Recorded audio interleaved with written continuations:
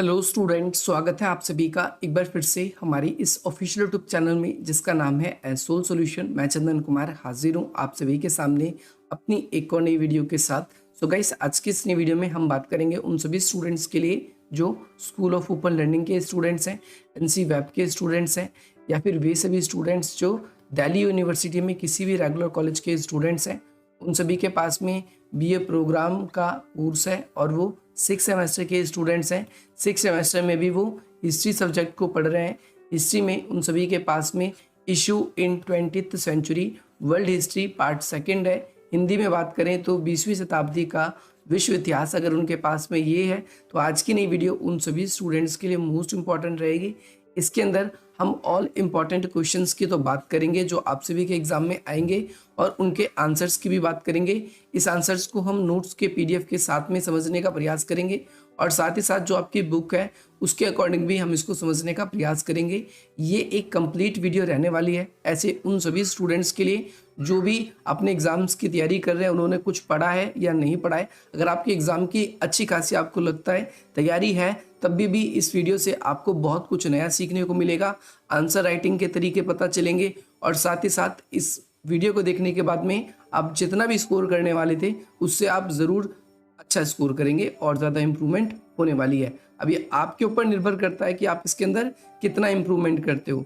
दूसरी चीज़, बहुत सारे स्टूडेंट्स पीडीएफ की डिमांड करते हैं कि सर क्वेश्चन की इंपॉर्टेंट पीडीएफ दे दो। तो यहाँ पर वे सभी स्टूडेंट्स जो पहली बारी देख रहे हैं उन सभी के लिए बात बता दी जाए कि हमारी जितनी भी वीडियोज़ होती है उसका जो पीडीएफ है वो पहले आधे घंटे के लिए बिल्कुल फ्री होता है। और इस पीडीएफ को हमने जब बनाया है तो इसके अंदर क्वेश्चन किस तरीके से हिंदी भाषा में भी पूछे जाएंगे और किस तरीके से इंग्लिश भाषा में भी पूछे जाएंगे, क्योंकि इंग्लिश वाले बच्चे भी कमेंट करते हैं कि सर हमारे लिए तो कोई वीडियो ही नहीं बनाता और हमारे लिए तो कोई क्वेश्चन ही नहीं रहते। तो यहाँ पर आप लोगों के लिए इंग्लिश में भी क्वेश्चन हमने लिख दिए हैं ताकि आपको ट्रांसलेट करके अधिक समय अपना व्यर्थ ना करना पड़े। तो चलिए स्टार्ट करते हैं यहाँ पर अपनी इस वीडियो को। सबसे पहली बात हम अपने सिलेबस को समझते हैं। देखो, केवल 3 यूनिट है आपके यहाँ सामने। यहाँ पर पहली जो यूनिट है इसमें से आपके 2 से 3 क्वेश्चन आना कंपलसरी है। और 2 से 3 क्वेश्चन आने का मतलब यहाँ पर सिंपल सा है, कोल्ड वॉर आप क्लास 12th से ही पढ़ते आ रहे हो, कुछ इसमें नया नहीं है, कुछ कोई बड़ी बात नहीं है, लेकिन इसके अंदर थोड़ी सी घटनाओं को आपको पढ़ना होगा और जो जो क्वेश्चन आप सभी को बताएंगे आपके 100% पेपर में वही क्वेश्चन आएंगे। आप इससे निश्चिंत रह सकते हो। बाकी इस पीडीएफ को अगर आप डाउनलोड करना चाहते हो क्वेश्चंस के तो लिंक डिस्क्रिप्शन बॉक्स में। अगर आपको किसी भी प्रकार की कोई और क्वेरी है, आपका कोई डाउट है, जैसे फॉर एग्जांपल आपने पढ़ा कुछ समझ नहीं आया, आप अपने उस डाउट को भी क्लियर करना चाहते हैं तो आप अपने उस डाउट को भी हमसे क्लियर करा सकते हैं। ये आपकी स्क्रीन पर नंबर शो हो रहा है। बाकी हमारी तरफ से पूरा प्रयास रहेगा कि इस वीडियो को देखने के बाद में आपको कुछ और देखना ना पड़े, केवल पढ़ना पड़े और अपने आप को रिवाइज करना पड़े और कुछ नहीं। आपने इस वीडियो को देख के भी एग्जाम दिया तो आप 100% पास हो। चलिए स्टार्ट करते हैं। यहाँ पर फर्स्ट क्वेश्चन आपकी स्क्रीन पर आ चुका है और पहला क्वेश्चन में आपसे ये पूछा गया है कि कोल्ड वॉर क्या है, शीत युद्ध क्या है और शीत युद्ध के उत्पन्न होने के क्या कारण है और इसके परिणाम भी बताइए। ये मोस्ट रेलेवेंट क्वेश्चन है और ये क्वेश्चन या तो आपसे कारण पूछे जाएंगे या फिर आपसे इसके परिणाम पूछे जाएंगे कि कोल्ड वॉर के क्या परिणाम हुए। यहाँ पर हम बात करें इंग्लिश में तो causes of emerge the cold war and the its impact, global impact ऐसे करके भी आपसे लिखा जा सकता है, पूछा जा सकता है। तो स्टार्ट करते हैं। सबसे पहली बात तो शीत युद्ध होता क्या है, पहले आपको इसको डिफाइन करना होगा, then after you will say anything. तो सबसे पहले कोल्ड वॉर है क्या, तो यहाँ पर हम कोल्ड वॉर को समझने का प्रयास करेंगे इसकी कुछ परिभाषाओं को लेकर। तो अलग अलग विद्वानों ने अलग अलग तरीके से क्या किया है, कोल्ड वॉर को परिभाषित किया है। आप सभी को ध्यान रखना है कि अधिकतर विद्वान कहते हैं कि सेकेंड वर्ल्ड वॉर के बाद, क्योंकि कोल्ड वॉर रियलिटी में कोई युद्ध नहीं हुआ था, बस युद्ध जैसी परिस्थिति। आपने क्लास 12th में भी पढ़ा है कि एक्चुअलिटी में अमेरिका और सूबे संघ के बीच में कोई युद्ध हुआ ही नहीं, लेकिन युद्ध जैसी स्थिति बनी रही और इस युद्ध जैसी स्थिति को ही हम क्या कहते हैं, हम इसको कहते हैं कोल्ड वॉर या फिर हम इसको शीत युद्ध कहते हैं। यानी युद्ध होने की प्रबल संभावना तो होती है, प्रतिस्पर्धा भी होती है, संघर्ष भी होता है, एक दूसरे के प्रति दुष्प्रचार भी होता है और एक दूसरे के प्रति वो क्या करते हैं, हथियारों की होड़ भी करते हैं, एक दूसरे से आगे बढ़ने की भी कोशिश करते हैं, परंतु दोनों प्रत्यक्ष रूप से एक दूसरे से नहीं लड़ते। और हमने पूरे के पूरे कोल्ड वॉर एरा में, देखो कोल्ड वॉर का एरा आपकी हिस्ट्री के अकॉर्डिंग कुछ चल रहा है, लेकिन ग्लोबली आप देखोगे तो आफ्टर सेकेंड वर्ल्ड वॉर ही कोल्ड वॉर माना जाता है। और ये कब तक चला, दिसंबर 1991 तक चला। 1945 से, क्योंकि कोई कोल्ड वॉर रियलिटी में कोई वॉर में तब्दील हुआ ही नहीं। जैसे मैं फर्स्ट वर्ल्ड वॉर की बात करूं तो उसकी एक एक्चुअल डेट है, मैं सेकंड वर्ल्ड वॉर की बात करूं तो उसकी एक एक्चुअल डेट है, लेकिन जब हम कोल्ड वॉर की बात करते हैं तो उसकी कोई एक्चुअल डेट नहीं है, क्योंकि दोनों के बीच में कोई युद्ध हुआ ही नहीं। इसीलिए जनरली आपने ज़्यादातर लोगों से देखा होगा, वो ये बात कहते हैं कि दूसरे विश्व युद्ध के बाद जो है शीत युद्ध का क्या हो गया, प्रारंभ हो गया या आरंभ हो गया। अब यहाँ पर शीत युद्ध की परिभाषाएं जो है उसके अंदर कई लोग कहते हैं कि जो सेकेंड वर्ल्ड वॉर से बाद से लेकर 1991 तक अमेरिका और सोवियत संघ के जो आपसी संबंध है, इन संबंधों को दर्शाने के लिए ही हम किस शब्द का उपयोग करते हैं, कोल्ड वॉर या फिर शीत युद्ध का हम शब्द का उपयोग करते हैं। अब यहाँ पर कुछ आपके सामने परिभाषाएं हैं, इसमें से आप ये दोनों परिभाषाएं पक्का याद कर लें। सबसे पहला, पंडित जवाहरलाल नेहरू जी जो भारत के हैं, उन्होंने कहा, क्या कहा कि शीत युद्ध क्या है, पुरातन शक्ति संतुलन की एक अवधारणा है। ध्यान रखना है, कौन कह रहा है, पंडित जवाहरलाल नेहरू जी कह रहे हैं कि शीत युद्ध क्या था, ये पुरातन शक्ति संतुलन की एक नई अवधारणा के रूप में। इसमें दो अलग अलग विचारधारा थी, आपको पता है। कोल्ड वॉर एक तरफ यूएसए और दूसरी तरफ आपका यूएसएसआर, जो एक तरफ कैपिटलिज्म यानी पूंजीवाद, एक तरफ पूंजीवाद और दूसरी तरफ आपका समाजवाद। ये दो अलग अलग विचारधाराएं थी। ये विचारधाराओं का संघर्ष ना रहकर ये भीमाकार शक्तियों का आपसी संघर्ष था। यानी बेसिकली ये पूरी विचारधारा की लड़ाई नहीं, बल्कि अगर देखो अमेरिका चाहता था, यानी पूंजीवादी चाहता था समाजवाद को पूरी तरीके से खत्म कर दे, परंतु आज के ज़माने में भी हम देखें तो समाजवाद क्या पूरी तरीके से खत्म हो पाया है? नहीं, बल्कि समाजवाद की जो कमियां थी उस कमियों को बहुत सारे देशों ने इम्प्लीमेंट करके उसको पूंजीवाद के साथ क्या कर दिया है, जोड़ दिया है। इसके बारे में भी आप चर्चा करेंगे और समझेंगे आप। दूसरा है आप सभी का काफ़ी पॉपुलर है, जॉन फास्टर जी। इनकी परिभाषा के अनुसार इन्होंने क्या परिभाषा दी है, देखो जॉन फास्टर अमेरिका के जो है विदेश सचिव रहे हैं और उसमें अमेरिका की तरफ से इन्होंने काम भी किया है। इसीलिए इन्होंने क्या किया है, देखो कोल्ड वॉर के अंदर हम देखते हैं कोल्ड वॉर में आखिर विजयी किसकी होती है, तो यूएसए जो है वो कोल्ड वॉर के अंदर जीत जाता है। क्यों जीत जाता है, क्योंकि यूएसएसआर का क्या हो जाता है, डिक्लाइन हो जाता है। यूएसएसआर जो है वो डिसइंटीग्रेट हो जाता है, सोवियत संघ का क्या हो जाता है, विघटन हो जाता है। इसीलिए अमेरिका के सपोर्टर होने की वजह से इन्होंने क्या कहा, आप ये समझेंगे, इन्होंने कहा कि शीत युद्ध नैतिक दृष्टि से एक धर्म युद्ध था और ये अच्छाई का बुराई के खिलाफ था, सत्य का गलत के लिए था। इसीलिए अमेरिका सत्य था और अमेरिका इस युद्ध को जीत गया। मैं यहाँ पर आप सभी से कहना चाहूँगा, आप लोगों के लिए ऑलरेडी हमने कोल्ड वॉर की और भी वीडियोज़ बना रखी हैं, स्पेसिफिक पर एक एक टॉपिक के ऊपर बना रखी है। जैसे आपको आप सेकेंड जब आप पढ़ोगे ना ये चैप्टर फर्स्ट यूनिट के अंदर ही, तो इसके अंदर आपको क्या करना है, शीत युद्ध के आपको फेजेस को भी पढ़ना है। तो उन फेजेस पे भी क्वेश्चन 100% बनेगा, जो कि हमने भी आगे बना रखा है, आगे हम बात करेंगे। अब हम बात करते हैं, ये तो इसकी परिभाषा की बात रही। अब शीत युद्ध का नेचर क्या था, ये शीत युद्ध की परिस्थिति क्या थी, तो ध्यान रखना है कि सेकेंड वर्ल्ड वॉर के बाद में दोनों देश दुनिया की महाशक्ति बनना चाहते थे और इस वजह से दोनों के बीच में शस्त्र का क्या होने लगा, हथियारों का क्या होने लगा, एक आपसी संघर्ष होने लगा। कि अमेरिका चाहता था कि मेरे पास ज़्यादा हथियार हो जाए, सोवियत संघ चाहता था मेरे पास ज़्यादा हथियार हो जाए। लेकिन हमने ये चीज़ देखा कि भाई अमेरिका जो है 1942 में अपना एटॉमिक बम बना लेता है और 1945 में आपने देखा जापान के दो शहर हिरोशिमा और नागासाकी, इन दोनों के ऊपर अमेरिका उन परमाणु बम का यूज़ भी कर देता है। इसके बाद में आगे चलकर 1949 में क्या हुआ, 1949 में जो है यूएसएसआर सोवियत संघ ने भी क्या किया, अपना एटॉमिक बम बना लिया। और जब यूएसएसआर ने अपना एटॉमिक बम बना लिया तो दोनों देशों के बीच में अब क्या है, कॉमन पावर हो गई। आपने फिल्मों में देखा होगा, अगर दो विलन होते हैं या हीरो होते हैं, कोई भी है, जो दो लोगों के बीच में फाइट हो रही है, अगर दोनों के हाथों में अगर चाकू होता है तो दोनों बिल्कुल सतर्क होते हैं, वो एक दूसरे पे हमला नहीं करते। वो जानते हैं कि अगर मैंने हमले करने की कोशिश करी तो वो भी मुझ पे हमला कर सकता है। ठीक उसी प्रकार से यहाँ पर पावर ऑफ बैलेंस हो गया था, यानी जो एटॉमिक बम था, जो परमाणु बम था, वो अमेरिका के पास भी था और सोवियत संघ के पास भी था। और यही रीज़न है कि पूरे के पूरे कोल्ड वॉर के एरा में हम पूरे लगभग 45 साल में देखते हैं कि दोनों महाशक्ति डायरेक्टली प्रत्यक्षली एक दूसरे से नहीं लड़ रही थी, वह अप्रत्यक्ष रूप से एक दूसरे से लड़ती है। और ऐसे बहुत सारे संकटों के बारे में भी आपको पढ़ना है। तो ये कोल्ड वॉर की प्रकृति थी। अब ये कोल्ड वॉर आखिर जन्म कैसे हुआ, तो इसके बारे में हम चर्चा करेंगे यहाँ पर कोल्ड वॉर के कारणों के साथ में। आपसे क्वेश्चन में यही पूछा जाएगा, देखो ये इंट्रो के लिए था, कोल्ड वॉर क्या है ये हमने आपको एक्सप्लेन कर रखा है। आप और डीप से पढ़ना चाहते हो क्योंकि इसमें काफ़ी कुछ चीज़ें देखा आपने, बीच में हमने स्किप किया है, तो अगर आप उसको भी पढ़ना चाहते हैं तो वीडियो को देखिए, क्योंकि यहाँ पर अब ओनली एग्जाम के पॉइंट ऑफ व्यू से रेलेवेंट चीज़ों की बात होगी। कॉपी पेन लेके आप मेरी बोली हुई बातें भी लिख सकते हो, आपके लिए ये भी इंपॉर्टेंट है। क्वेश्चन में आपसे ये पूछा गया था आपसे यहाँ पर कि आपको इसके अंदर दो चीज़ें बतानी है, एक तो इसके उत्पन्न होने के कारण, देखो कोल्ड वॉर के उत्पन्न होने के कारण, और दूसरा परिणाम। ये दो अलग अलग क्वेश्चन है, लेकिन हमने एक में इसलिए बनाया है ताकि आप सभी को पता चल जाए। और दूसरी बात, जो इसके परिणाम पूछे भी जाएंगे तो ये अंतर्राष्ट्रीय स्तर पे पूछे जाएंगे, क्या इसके प्रभाव पड़े, क्या इसके अंतर्राष्ट्रीय परिणाम निकले, तो भी कंफ्यूज नहीं होना। और हमने अंतर्राष्ट्रीय तो पढ़ा ही नहीं था।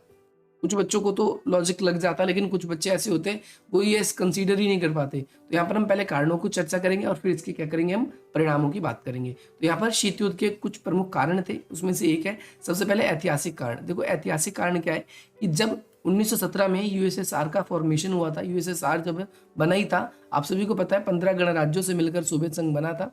और ये 15 गणराज्यों से मिलकर जब सोवियत संघ बना तो अमेरिका बिल्कुल भी नहीं चाहता था कि भाई कोई एक ऐसी महाशक्ति आ जाए जो हमसे विरुद्ध है। अमेरिका हमेशा चाहता था कि हमारा जो कैपिटलिज्म है, जो हमारा पूंजीवाद है, केवल वही दुनिया में एकमात्र व्यवस्था बनी रहे।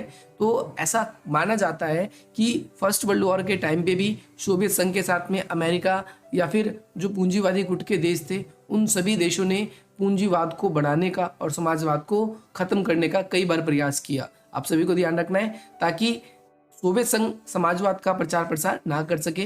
ब्रिटेन ने तो सोवियत संघ के विघटन, सोवियत संघ को 1924 में और अमेरिका ने 1993 में मान्यता दे दी थी, परंतु हिटलर से प्रेरित होकर हम यहाँ पर देखते हैं कि ये थोड़ी सी आक्रामक प्रवृत्ति के थे। इसीलिए आप सभी को ध्यान रखना है कि इन्होंने कई बार प्रयास किए। ये आपकी जो बुक हैगी, ये बुक भी कहती है, आप सभी को ध्यान रखना है। ऐतिहासिक कारण के अंदर यहाँ पर आगे से शीत युद्ध के उत्पन्न होने के कारण क्या थे, तो इसमें बोल्शेविक कारण बताई गई है। 1917 में जो रूस की क्रांति हुई थी, जो मैंने बताया, उसे हम बोल्शेविक क्रांति के नाम से ही जानते थे। और बोल्शेविक क्रांति की वजह से जो यूरोप के कई देशों में और साथ ही साथ में रशिया के अंदर भी क्या हुआ कि भाई समाजवाद, जो साम्यवादी क्रांति के बाद में समाजवादी व्यवस्था जो है धीरे धीरे आने लगी। और उस समय जो पश्चिमी गुट थी, पश्चिमी शक्ति थी, वो बिल्कुल भी नहीं चाहती थी कि समाजवाद का प्रचार प्रसार हो। नाजीवाद, फांसीवाद की तरह कोई एक ऐसी विचारधारा और भी ज्यादा हमारे सामने आ जाए जो लोकतंत्र पूंजीवाद व्यवस्था के खिलाफ हो। इसीलिए उन्होंने चाहा हमेशा से ही कि क्या कर दिया जाए, सोवियत संघ का अंत कर दिया जाए। ध्यान रखना है। अब इसमें सबसे पहले दूसरा पॉइंट आया था आपका द्वितीय मोर्चे का प्रश्न, और ये सेम पॉइंट यहाँ पर आप सभी के लिए इसमें बनाया गया है, द्वितीय पक्ष का प्रश्न। आप सभी को ध्यान रखना है, जब सेकेंड वर्ल्ड वॉर चल रहा था तो हिटलर ने क्या किया कि भाई जानबूझकर सोवियत संघ की आर्मी को बहुत ज्यादा क्या किया, डैमेज पहुंचाया। और सोवियत संघ की आर्मी को बहुत नुकसान भी हुआ इस समय।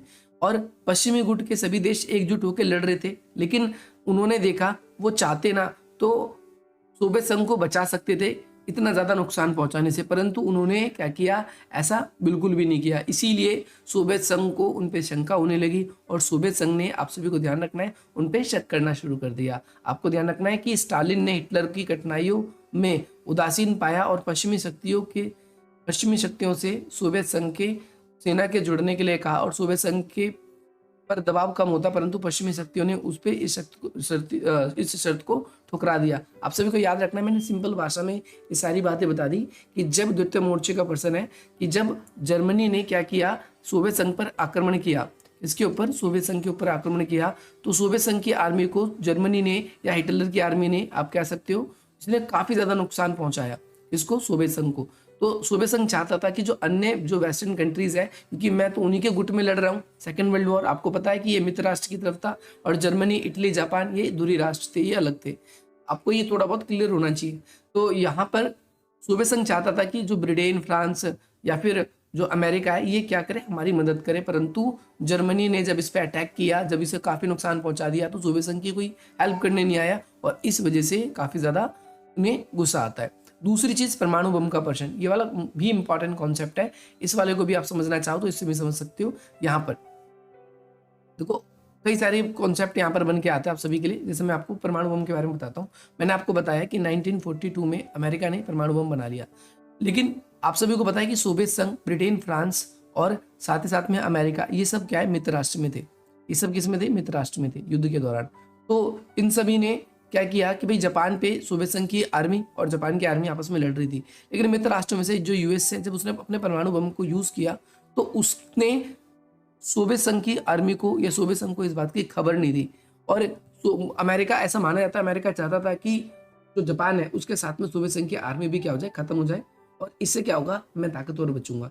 इसीलिए जो है इनके आपसी विवाद शुरू हो गए, आपसी जो युद्ध है वो शुरू हो गए। जैसे यहाँ पर देखोगे कि आ, युद्ध के समय में दोनों महाशक्तियों के बीच में, एक तो संयुक्त राष्ट्र अमेरिका के बीच में और सोवियत संघ के बीच में, दोनों मिलकर जापान पे आक्रमण करेंगे, परंतु संयुक्त राष्ट्र ने बिना सोवियत संघ को बताए 1945 पे जापान पर परमाणु बम गिरा दिया। और इस क्रिया से सोवियत संघ को संदेह हो गया कि संयुक्त राष्ट्र संघ के पास में नाभिकीय शक्ति है। और द्वितीय विश्व युद्ध के बाद में हमने देखा कि सोवियत संघ भी लगातार इस कोशिश में लग गया कि मेरे पास भी परमाणु बम हो, ताकि मैं भी क्या कर सकूं, एक अलग ही पावरफुल बन सकूं। आपने क्लास 12th में एक चीज और पढ़ी होगी, हर एक बच्चा पढ़ता है, जो अपने सेकंड चैप्टर पढ़ा होगा, तो उसके अंदर आपने एक चीज ये भी पढ़ी होगी कि सोवियत संघ जो था वो काफी डेवलप्ड था, लेकिन डेवलप्ड होने का कोई फायदा नहीं जब तक उनके पास में सेम यूनिट के पावर ना हो।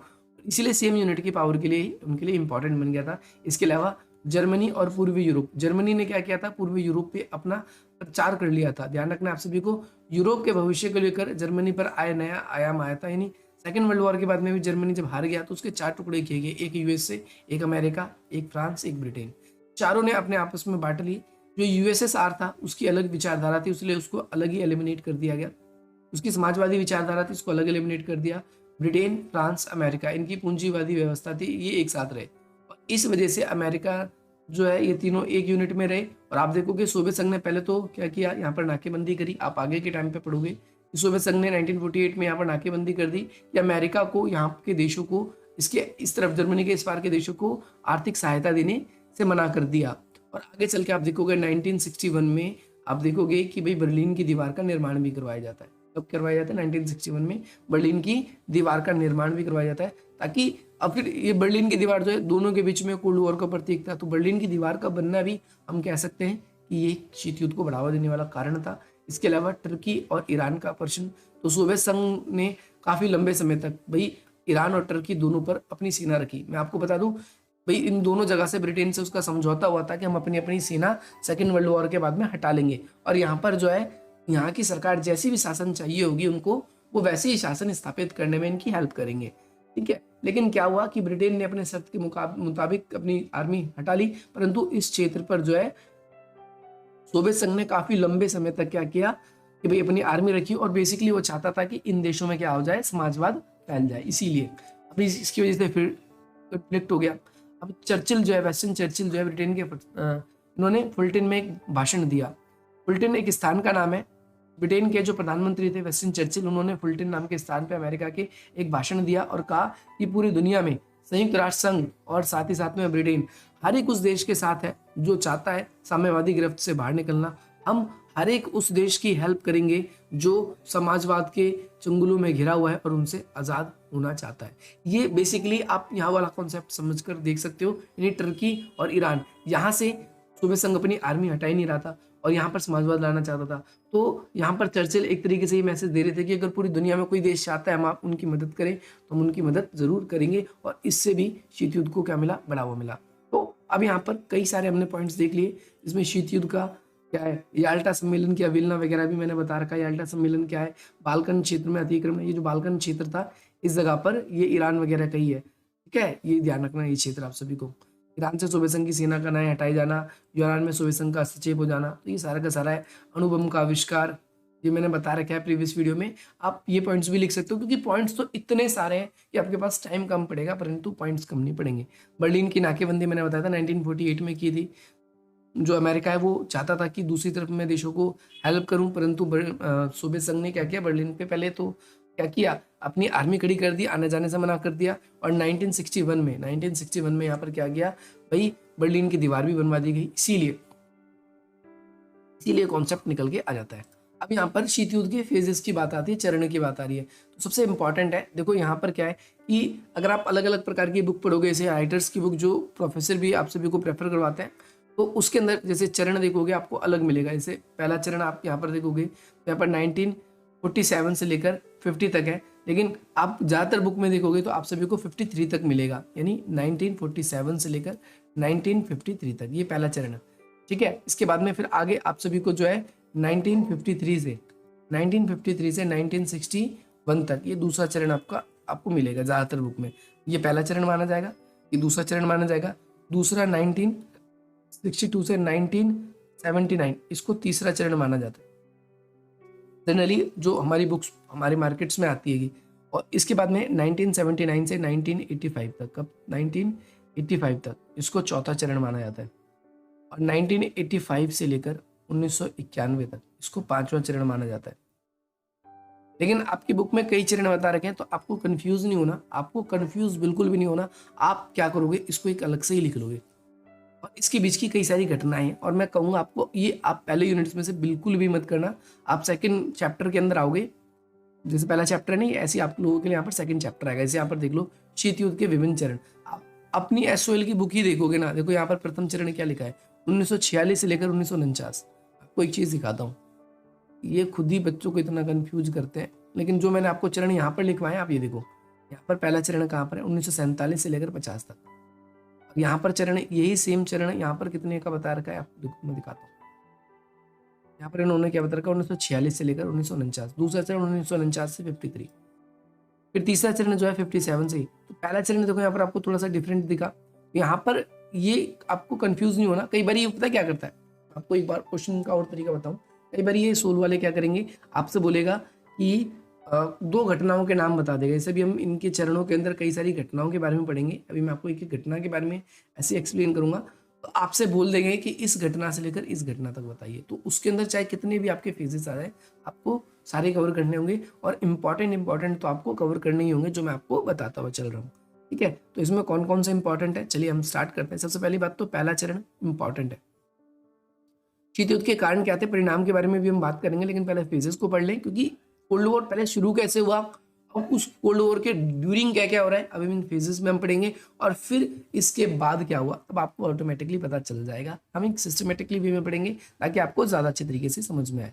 तो 1946 से क्या है 1949 में, तो यहाँ पर देखेंगे कि भाई सेकेंड वर्ल्ड वॉर 1945 में समाप्त हो गया, और दो महाशक्तियां उभरी, एक अमेरिका और दूसरी सोवियत संघ, ध्यान रखना है। और दोनों के बीच में तनाव शुरू हो गया। बेसिकली ये तनाव क्यों शुरू हुआ, ये तनाव याल्टा सम्मेलन में ही शुरू हो गया था। और यहाँ पर ये निर्णय लिया गया कि युद्ध के तुरंत बाद पूर्वी यूरोप जो है पूरी तरीके से स्वतंत्र करवाया जाएगा। लेकिन जो पूर्वी यूरोप था वो सोवियत संघ के कब्जे में था। सोवियत संघ चाहता था कि भाई इन देशों में समाजवाद फैल जाए, और यहाँ पर अमेरिका बिल्कुल भी नहीं चाहता था कि भाई समाजवाद फैले। इसीलिए दोनों देशों के बीच में क्या हो गया कि भाई विवाद हो गया। और मैंने थोड़ी देर पहले आपको याल्टा सम्मेलन की अवहेलना, याल्टा सम्मेलन का मतलब ये है कि यहाँ पर इस सम्मेलन में ये हुआ था, याल्टा में एक सम्मेलन हुआ जो इसमें ये बात हुई थी कि भाई पूर्वी यूरोप में लोकतांत्रिक व्यवस्था कायम की जाएगी, परंतु अमेरिका जो है इसको सपोर्ट कर रहा था, और दूसरी तरफ सोवियत संघ जो है उसका विरोध कर रहा था। इसी वजह से आप सभी को ध्यान रखना है कि प्रथम चरण में पहला जो फेजेस है, इसके अंदर हम क्या देखते हैं, याल्टा सम्मेलन जो है इसकी अवहेलना की जाती है। ठीक है, इसके बाद में ट्रूमैन सिद्धांत भी है, चर्चिल का फुलटन भाषण भी है, जो हमने पहले भी कवर किया था। चर्चिल का फुलटन भाषण कब हुआ था, ध्यान रखना, 5 मार्च 1946 में अमेरिका के फुलटन नामक स्थान पर चर्चिल द्वारा दिया गया था एक भाषण। इसमें शीत युद्ध के शुरुआती काल में इसने आग लगाने का काम किया। जैसे इसने अपने भाषण में, चर्चिल ने यहाँ पर कहा कि अंतर्राष्ट्रीय स्तर पर हम एक नई विचारधारा को रखेंगे, और जो भी तानाशाही उससे बाहर निकलना चाहता है, नहीं यहाँ पर तानाशाही का मतलब सोवियत संघ से था, इनके चंगुल से बाहर निकलना चाहता है, तो हम ऐसे देशों को क्या करेंगे, हेल्प करेंगे, और साथ ही साथ तानाशाही को रोकने का पूरा प्रयास करेंगे। ध्यान रखना है आप सभी को, अमेरिका और साथ ही साथ में वे सभी देश उन सभी देशों के लिए प्रतिबद्ध है जो चाहते हैं कि वो इन साम्यवादी चंगुलों से बाहर निकलना चाहते हैं और उनके प्रचार से बचना चाहते हैं। ये ध्यान रखना है आप सभी को। इसके बाद में दिसंबर 1946 में राष्ट्रपति ट्रूमैन ने वहां पर एक क्या थे सचिव, कौन से वाणिज्यिक सचिव जिनका नाम था हेनरी ए वाल्स्के, उन्होंने क्या कर दिया, अपना त्याग पत्र देने को कहा, क्योंकि उन्होंने वाल्से ने राष्ट्रपति अमेरिका के सोवियत संघ के मित्रता की बात करी। देखो मैं आपको बता दूं, ट्रूमैन, अभी आगे ट्रूमैन सिद्धांत भी होगा। ट्रूमैन कौन है, अमेरिका के राष्ट्रपति है, और इन्होंने एक ये वाणिज्यिक सचिव थे, इन्होंने कहा कि अमेरिका के राष्ट्रपति को आप एक काम करो, आप सोवियत संघ से रिलेशन अच्छे बनाओ, संबंध बनाओ, दोस्त बनाओ, बिल्कुल अच्छे तरीके से संबंध स्थापित करो। लेकिन ट्रूमैन ने क्या कहा, ट्रूमैन ने कहा नहीं, हम उससे दोस्त नहीं बनाएंगे और ना ही तुमसे हम ज्यादा दोस्ती रखेंगे, तुम्हें अब अपना यहाँ पर त्याग पत्र देना पड़ेगा। इसे क्या कर दिया, निकाल दिया गया। तो आप देख रहे हो कि यहाँ पर इतना ज्यादा विवाद हो गया है कि अगर कोई दोस्ती के लिए कह रहा है तो उसको कह रहा है ना भाई ना, निकलो आप यहाँ से। तो यहाँ पर सोवियत संघ और अमेरिका के बीच में संबंध कितने खराब हो चुके थे इस समय पे आप देख सकते थे। दूसरा है ट्रूमैन सिद्धांत। ट्रूमैन ने भी डायरेक्टली ये बात कही कि डायरेक्टली ट्रूमैन 12 मार्च 1947 को अमेरिका के राष्ट्रपति ने ये घोषणा करी कि हम सोवियत संघ के प्रचार को रोकेंगे, साम्यवादी प्रचार को रोकेंगे और साथ ही साथ हम हर एक देश को हेल्प करने की कोशिश करेंगे। आगे चलकर मार्शल प्लान चलाया गया। ये बेसिकली यूरोप के 12 कंट्रीज को इसमें हेल्प की गई। 4 साल के लिए चलाया गया था। रीजन ये था कि सेकेंड वर्ल्ड वॉर के बाद में यूरोप के देशों की अर्थव्यवस्था पूरी तरीके से चौपट हो गई थी, तो उस चौपट हुई अर्थव्यवस्था को दोबारा से पटरी पे लाया जाए, इसके लिए जिन देशों में आर्थिक भुखमरी है, निर्धनता है, गरीबी है या फिर वहाँ पर अनएम्प्लॉयमेंट है, इसको समाप्त कर दिया जाएगा। और इसी प्लान को जो है मार्शल प्लान कहा गया। और इसका नाम मार्शल प्लान इसलिए किया गया कि क्योंकि जॉर्ज मार्शल नाम के एक अमेरिका के विदेश सचिव थे। उन्होंने क्या किया, उस समय के तत्कालीन जो राष्ट्रपति थे ट्रूमैन, उनको ये सजेशन दिया कि अगर हमने ऐसे देशों की हेल्प नहीं करी तो सोवियत संघ हेल्प करेगा और सारे के सारे यूरोप के देश जो है उसके साथ मिल जाएंगे और फिर हम कमजोर पड़ सकते हैं। इसीलिए अमेरिका ने क्या किया, 12 अरब अमेरिकी डॉलर, आप ये डाटा जो है ना, ये डाटा पैसे का, ये आप गूगल पे चेक करें। 4 वर्षों के लिए ये क्या किया गया, प्लान चलाया गया, लेकिन इसने अपना काम जो है 3 सालों में ही पूरा कर दिया था। बर्लिन की नाकेबंदी, इसी का एक कॉन्सेप्ट आएगा, आप सभी को पता है, जैसे मैं यहाँ पर बता दूं। देखो चरण का मतलब है इस चरण में कौन कौन सी घटना घट रही है। तो देखो आप 1946 से इसमें लिखा हुआ है, 1947 से 50 तक भी दिखोगे तो वो घटनाएं आपको इसके अंदर इंपॉर्टेंट इंक्लूड करनी है जो इसी बीच की घटी हो। जैसे आप देखोगे 1949 की घटी है, 1949 की घटना है, 50 की भी नहीं है, 1947 की घटना है, तो उसी बीच की घटना है, 1946 की घटना है, तो ये उसी बीच की सारी घटनाओं को आपको क्या करना होगा, इसके अंदर करना होगा। और ये वाली जो है 1948 की घटना है। क्या था कि भाई अमेरिका जो है वो चाहता था कि पूर्वी यूरोप के देश भी पूंजीवादी को एक्सेप्ट कर ले। इसके लिए अमेरिका लगातार पूंजीवाद को सेकेंड वर्ल्ड वॉर के बाद में फैलाने के लिए पूर्वी यूरोप में हेल्प करने की कोशिश कर रहा था, लेकिन सोवियत संघ को इस बात का पता लग गया और सोवियत संघ ने चाहा कि ऐसे तो ये सारे के सारे देश इसके साथ शामिल हो जाएंगे, तो मुझे क्या करना होगा, उसे रोकना होगा। तो भाई अमेरिका को रोकने का इसके लिए एकमात्र प्रयास ये था कि इन्होंने अपने जो बाउंड्री थी, जो अपनी सीमा थी, जो इनके यहाँ की थी, इन्होंने इधर आने से उसको मना कर दिया और कहा कि भैया आप इधर नहीं आ सकते, आप इधर हेल्प नहीं कर सकते। हालांकि अमेरिका ने कड़ा रुख अपनाया, एयर स्ट्राइक के जरिए वहां पर हेल्प करी, लेकिन बट फिर भी हमने देखा दोनों के बीच में संबंध तो काफी खराब हो गए। इसके बाद में आगे कल के जर्मनी का क्या कर दिया, विभाजन कर दिया। विभाजन का मतलब है बंटवारा, यानी जो सोवियत संघ के एरिया के अंतर्गत आता था उसको अलग बांट दिया, उसको पूर्वी जर्मनी कहा गया, और जो अमेरिका, ब्रिटेन, फ्रांस इन देशों के पास में था उसे पश्चिमी जर्मनी कहा गया। ये आप सभी को याद रखना है। इसके बाद में अमेरिका ने सोवियत संघ से निपटने के लिए अप्रैल 1949 में एक सैनिक संगठन की स्थापना करी थी जिसका नाम नाटो था। क्या नाम था, नाटो। अभी नाटो था क्या, मैं आपको बिल्कुल एक्सप्लेन करता हूँ। इसे बोलते हैं नॉर्थ अटलांटिक ट्रेटरी ऑर्गेनाइजेशन। ये बेसिकली जो है अमेरिका और जो पश्चिमी यूरोप है उन देशों के द्वारा बनाया गया एक ऐसा संगठन था जिसमें वो चाहते थे, उन्हें पता था कि कभी भी इन देशों के ऊपर सोवियत संघ आक्रमण कर सकता है, पश्चिमी देशों के ऊपर, यूरोप के जो पश्चिमी देश है, और इसे अपने गुट में शामिल कर सकता है।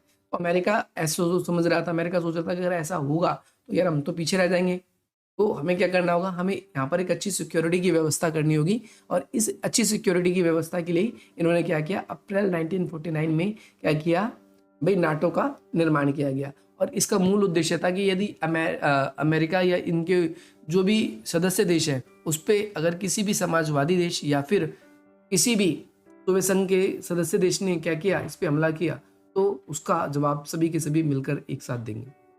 आगे चल के चीन में समाजवादी क्रांति हुई। देखो ये भी 1949 की। इतने पॉइंट, ये कौन सा पॉइंट है आप देखोगे इसके अंदर, ये पॉइंट 8वां पॉइंट। इतने पॉइंट है, आपको इतने पॉइंट हम लिखवा देंगे, इतने पॉइंट बता देंगे कि आप सोचोगे, कंफ्यूज होगे कि ये वाला लिखे कि ये वाला लिखे, ये वाला लिखे कि ये वाला लिखे।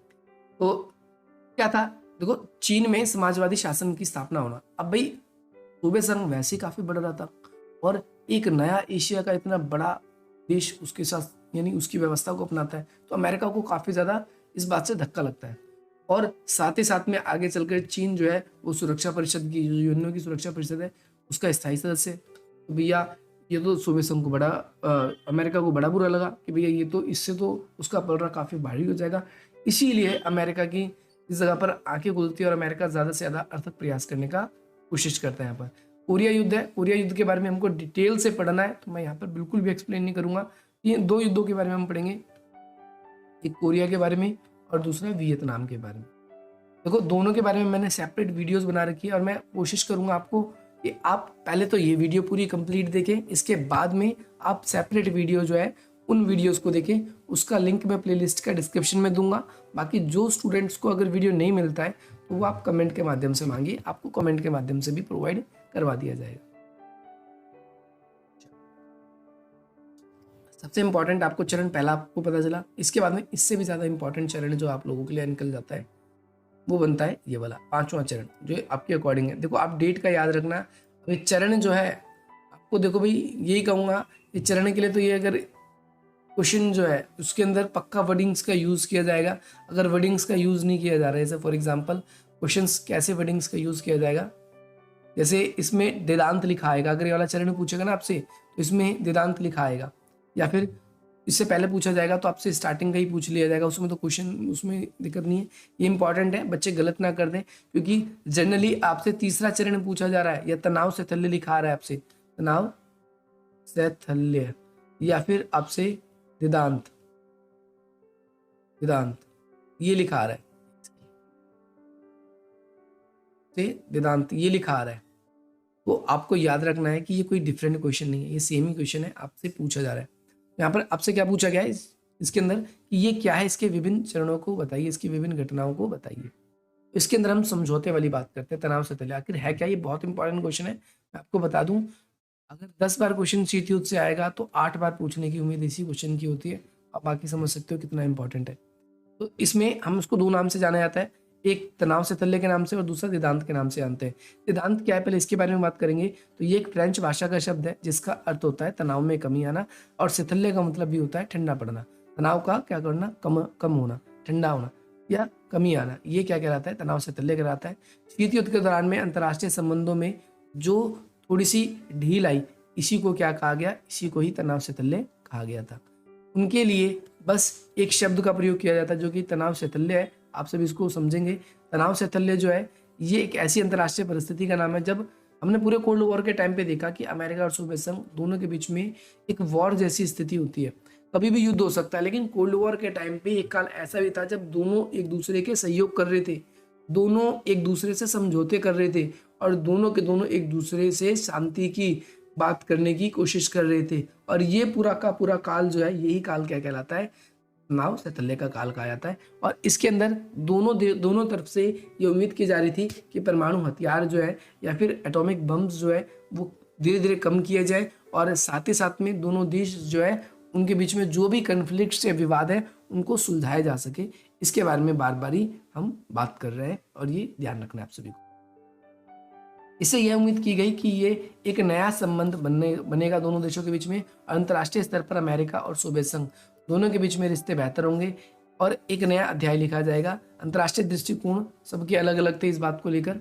कई लोग ये कहते हैं कि भाई वेदांत क्यों किया गया, तो कई लोग कहते हैं कि कोल्ड वॉर जो है 1947 ये कह लो या 1945, बस आपको हर जगह तो एक वर्ड तो मिलेगा ही, दूसरे विश्व युद्ध के बाद। तो दूसरे विश्व युद्ध के बाद दोनों देशों ने क्या किया, एक दूसरे से आगे बढ़ने के लिए भाई बहुत ज़्यादा संसाधनों का उपयोग किया, बहुत ज़्यादा उन्होंने हथियार बनाए, लेकिन तब भी उन्होंने देखा कि कोई फायदा ही नहीं हुआ। ना तो अमेरिका आगे बढ़ पाया, ना सोवियत संघ। उन्होंने कहा इससे दोनों देशों की जो इकोनॉमी थी वो काफ़ी डाउन जा रही थी। इसकी वजह से अपनी डूबती अर्थव्यवस्था को संभालने के लिए, दोनों खेमों ने क्या किया, भाई तनाव से थल्य का या फिर वेदांत का रवैया अपनाया। तो यहाँ पर देखो बताया गया है, बार बार मन में सवाल उठता है कि दोनों पक्षों ने तनाव एक दूसरे को कम नहीं हो रहे थे तो वेदांत का कदम उठाया। ठीक है, उनको ये महसूस होने लगा कि यदि साम्यवाद को रोकना है तो परमाणु हथियार को बनाने के बजाय हमें कोई और बात सोचनी होगी। हमें केवल हथियारों से या केवल बड़ी बड़ी आर्मी पे जो हम इतना खर्च कर रहे हैं इससे कोई फायदा नहीं है, क्योंकि जितना अमेरिका हथियार बनाता है वैसे ही सोवियत संघ बना लेता। अमेरिका जितना प्रचार करता अपना उतना सोवियत संघ कर लेता। तो ऐसे दिनों प्रतिदिन दोनों देशों की जो अर्थव्यवस्था थी वो क्या हो रही थी, खराब हो रही थी। इसके अलावा जो वियतनाम का युद्ध हुआ था, भी हम इसके बारे में डिटेल से चर्चा करेंगे। ये युद्ध जो है अमेरिका के लिए और सोवियत संघ दोनों के लिए अच्छा साबित नहीं हुआ। दोनों के इसके अंदर बहुत सारे जो सैनिक है वो मारे गए। इसीलिए दोनों तरफ ने, दूसरी तरफ अमेरिका ने भी और सोवियत संघ ने, दोनों ने ही कुछ इस प्रकार की स्थिति चाहते थे जिससे वो अपने पैसे को हथियारों पे खर्च ना करें, क्योंकि बहुत सारा पैसा खर्च कर हथियार निर्माण में कर चुके थे। वो अब अपनी अर्थव्यवस्था को जो है वो अच्छा करे, क्योंकि उनकी अर्थव्यवस्था दिन प्रतिदिन क्या हो रही थी, कमजोर हो रही थी। अमेरिका चाहता था कि शांतिपूर्ण संबंध रहे ताकि हम क्या कर सके, एक दूसरे की हेल्प कर सके। तो ये पूरा तनाव से तल्य का जो काल है 1962 से, देखो बुक के अंदर आप लोगों का गलत लिखा है, मैं आपको बिल्कुल कहूँगा आप राइटर की बुक की या फिर किसी भी प्रोफेसर की एक लेक्चर पढ़ोगे तो आप ये काल आपको बिल्कुल भी नहीं मिलेगा उसके अंदर, मैं आपको बता दूँ बिल्कुल गलत प्रिंट है। हिस्ट्री के अंदर बहुत ज़्यादा चीज़ों को छोटा छोटा करके दिखाया जाता है, आपको ध्यान रखना है। इसका काल जो है 1962 से लेकर 1979, मैंने स्टार्टिंग में भी बोला था, ध्यान रखना है आप सभी को। इन्होंने क्या किया कि भाई तनाव को कैसे कम किया गया, सबसे पहला पॉइंट आप लोगों को ध्यान रखना है। इन्होंने क्या किया, हॉटलाइन सेवा शुरुआत करी। हॉटलाइन क्या है, जैसे टेलीफोन या रेडियो पे बात होती है, कुछ इसी प्रकार के। 1962 में क्यूबा पे मिसाइल संकट हुआ, उसके तुरंत बाद अमेरिका का वाशिंगटन डीसी और जो है सोवियत संघ, उस समय जो रूस की राजधानी मास्को है, उनके बीच में एक हॉटलाइन सेवा शुरुआत की गई, जिसके अंतर्गत अगर दोनों देशों के बीच में कोई भी विवाद उत्पन्न होता है तो डायरेक्टली हॉटलाइन के जरिए बात करेंगे और वो उसको सुलझा सकते हैं, ताकि युद्ध जैसी स्थिति ना बने। आप सभी को याद रखना है। इसके बाद में एनपीटी, एनपीटी क्या है, परमाणु अप्रसार संधि। ये 1967 में इसका प्रस्ताव लाया गया, देशों ने हस्ताक्षर भी किए, लेकिन 1968 में लागू हुआ। परमाणु अप्रसार का मतलब है कि जिन 5 देशों के पास परमाणु था, अमेरिका, ब्रिटेन, फ्रांस, रशिया और यानी सोवियत संघ कह सकते हो, और चाइना, इन 5 देशों के पास में जो परमाणु हथियार है ये किसी भी देशों को नहीं देंगे। और साथ ही साथ में अमेरिका ने इसको भेदभाव संधि माना है।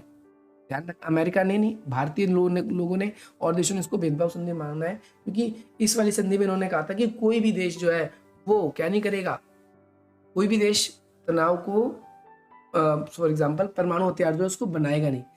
केवल वही देश परमाणु हथियार रख सकते हैं जिनके पास पहले से ही है, कोई नया देश नहीं बनाएगा। अब ये तो वही बात हो गई कि हमने हथियार अपने हाथ में चाकू ले रखा है और हमने कहा आप अपने हथियार फेंक दो। ये जो हथियार, जो ये चाकू है ना, ये आप सबकी सुरक्षा के लिए, तो कोई व्यक्ति कैसे फेंक देगा, कहेगा आपने सुरक्षा की जगह हमारा ही कत्ल कर दिया, तो फिर क्या होगा। इसीलिए यहाँ पर कोई भी ऐसे समझौते पे नहीं मानेगा। अगर 2 लोग आपस में लड़ रहे हैं या 2 लोगों के पास में हथियार है, या फॉर एग्जाम्पल एक के पास हथियार है, तो दूसरा भी तो अपनी सुरक्षा के लिए कुछ ना कुछ व्यवस्था करेगा ही।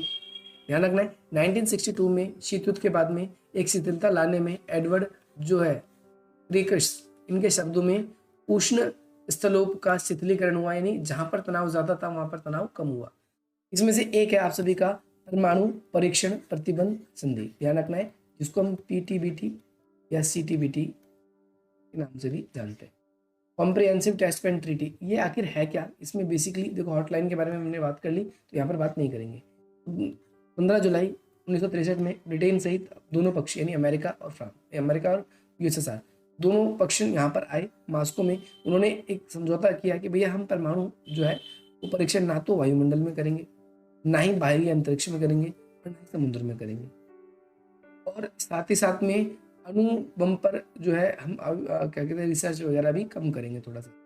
और साथ ही साथ में अमेरिका की जनता ने इसमें अमेरिका की जो जनता है उसको वहाँ पर अमेरिका के राष्ट्रपति ने कहा था कि भाई इसके बाद से ना ज़्यादा देश परमाणु हथियार बनाना बंद कर देंगे, क्योंकि कोई वायुमंडल में भी नहीं करेगा, समुद्र में करेगा और ना ही अंतरिक्ष में करेगा।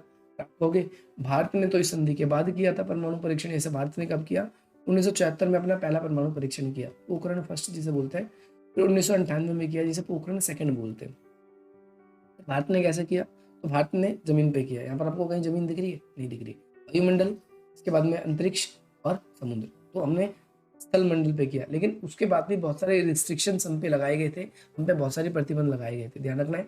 दूसरा परमाणु अप्रसार संधि, इसके बारे में मैं बात कर चुका हूँ। तीसरा है मास्को बॉन्ड समझौता। अब क्या है, सोवियत संघ और पश्चिमी जर्मनी के बीच में 1970 में ये समझौता हुआ, और इसने क्या किया, शीत युद्ध के जड़ को ही समाप्त कर दिया। इस समझौते के तहत ये क्या है कि भाई जो पूर्वी और पश्चिमी जर्मनी के बीच में आवाजाही नहीं थी, वो आवाजाही थोड़ी बहुत शुरू कर दी गई। इसके बाद में बर्लिन समझौता। बर्लिन समझौता 8 महीने की बातचीत के बाद में हुआ। इसमें ब्रिटेन, फ्रांस, अमेरिका और सोवियत संघ, इनके बीच में क्या था कि भाई पश्चिमी बर्लिन के बारे में कहा गया, एक समझौता किया गया। इसने क्या किया, भैया पश्चिमी बर्लिन और पूर्वी बर्लिन के आपसी आवाजाही शुरू हो गई और दोनों के बीच में रुकावट नहीं रहेगी, क्योंकि जो पहले दीवार बनी थी वो दीवार तो थी, लेकिन आवाजाही अब कर सकते हो आप यहाँ पर से। इसके बाद में 2 जर्मनी अलग अलग राज्य जो थे, पूर्वी जर्मनी और एक पश्चिमी जर्मनी, इसको मिलाकर एक कर दिया गया। इसके बाद में साल्ट 1, साल्ट 2, स्टार्ट 1, स्टार्ट 2, इसके बारे में भी आपको पढ़ना है। लेकिन यूरोपीय सुरक्षा सम्मेलन जो है ये अलग आ जाता है, ये आपका क्या आ जाता है, अलग आ जाता है। जैसे इसे हम बोलते हैं यूरोपीय सुरक्षा सम्मेलन पहला, कब से कब 3 से 6 जुलाई तक 1973 में फिनलैंड की राजधानी हेलेंसिकी, यहाँ पर यूरोपीय सुरक्षा सम्मेलन का आयोजित किया गया। इस सम्मेलन में यूरोप के 35 राज्य के विदेश मंत्री जो थे उन्होंने भाग लिया और इस सम्मेलन का उद्देश्य था अंतर्राष्ट्रीय तनाव को खत्म करके शीत युद्ध को रोका जाए। दूसरा यूरोपीय परिषद अगले ही वर्ष करवाया गया। ध्यान रखना है आप सभी को, व्लादिवोस्टॉक, ये रशिया में पड़ता है और ये व्लादिवोस्टॉक शिखर सम्मेलन अमेरिका और सोवियत संघ के तनाव को कम करने के लिए दोनों देशों के प्रतिनिधियों ने मुलाकात की।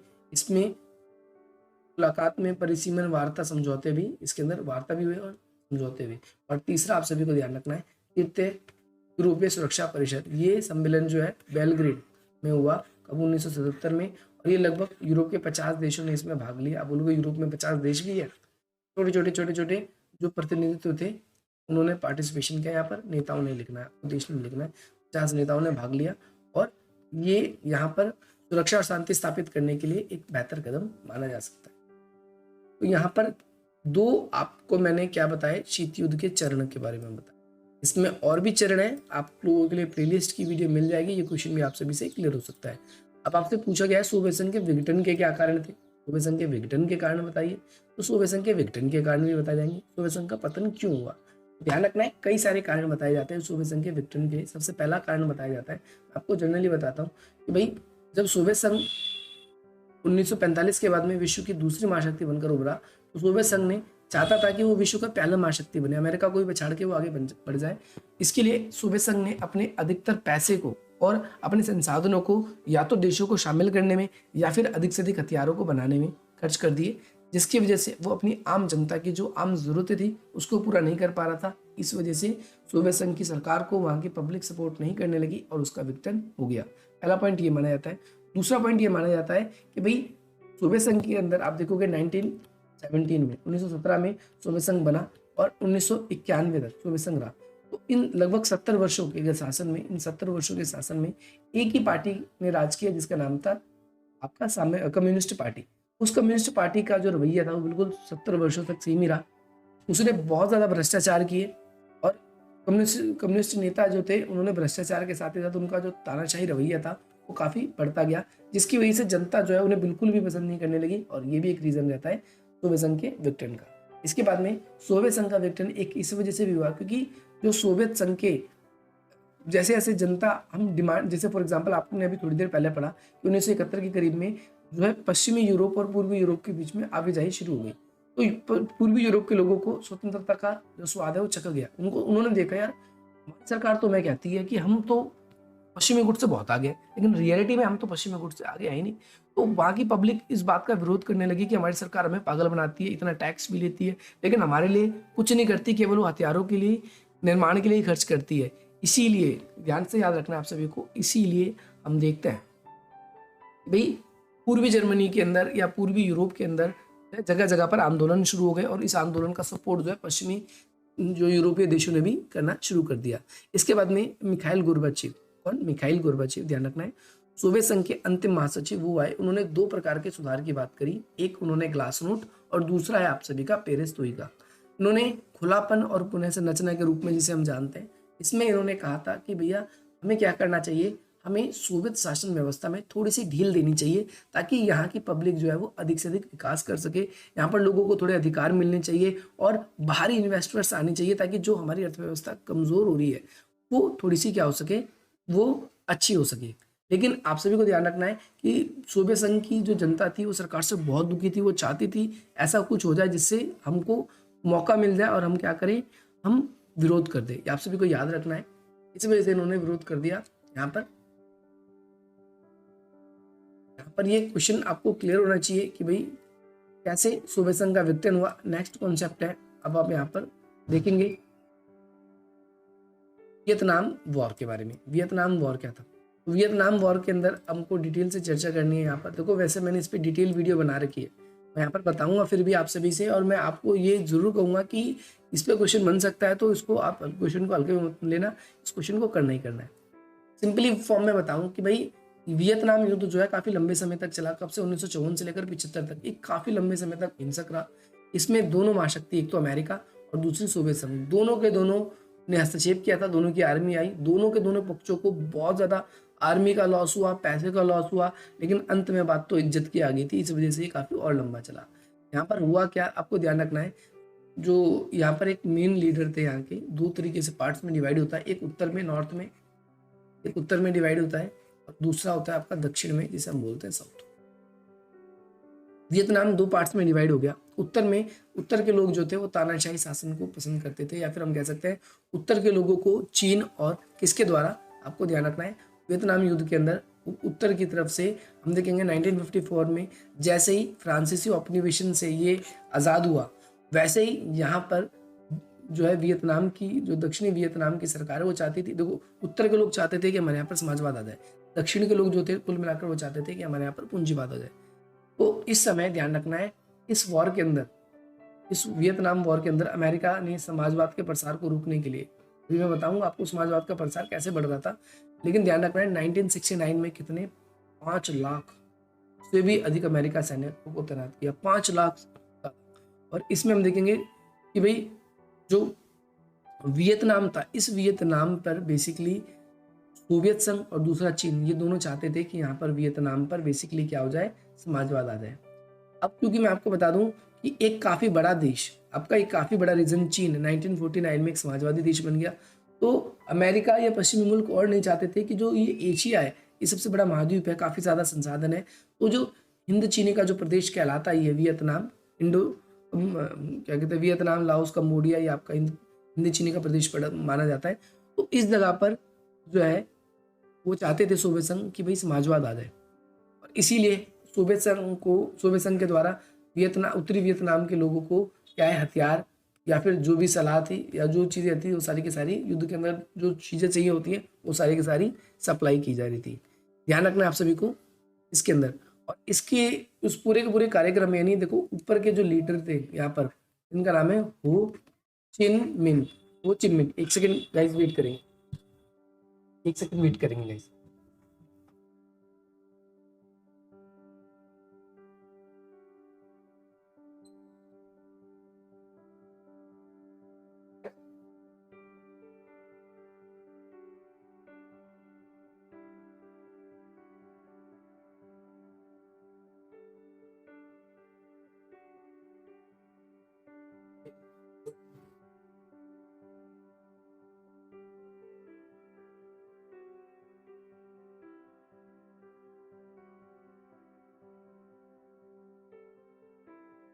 वो उत्तरी हो चिन मिन, ध्यान रखना आप सभी को, मैंने डिटेल से वीडियो बता रखी है, हो चिन मिन के बारे में भी बता रखा है, उनकी तस्वीर भी दिखा रखी है।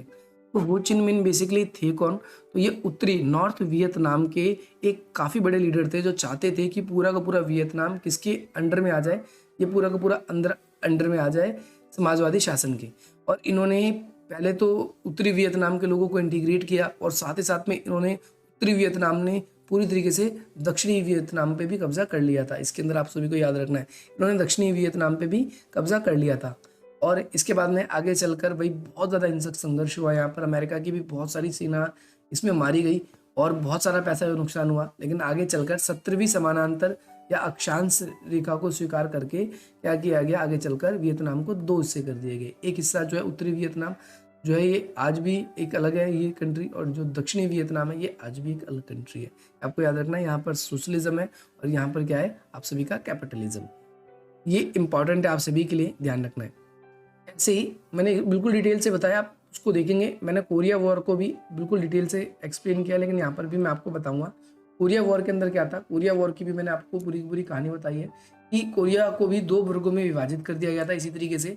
उत्तरी कोरिया है एक तरफ और दूसरी तरफ है दक्षिण कोरिया। उत्तरी कोरिया में जो सोवियत संघ चाहता था यहाँ पर समाजवाद आ जाए, पूरी में, वैसे तो पूरे में ही चाहता था वो, लेकिन उत्तरी कोरिया पूरी तरीके से आज भी समाजवादी तानाशाही व्यवस्था है। आपने जरूर नाम सुना होगा किम जोन का, जो कि उत्तरी कोरिया का ही क्या है, वहाँ का तानाशाह है।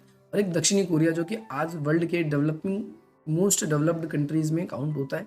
ध्यान रखना है दक्षिण कोरिया यहाँ पर जो है क्या है, लोकतंत्र रहेगा। अमेरिका इसको सपोर्ट कर रहा था, उत्तरी को वन कर रहा था, सोवियत संघ कर रहा था।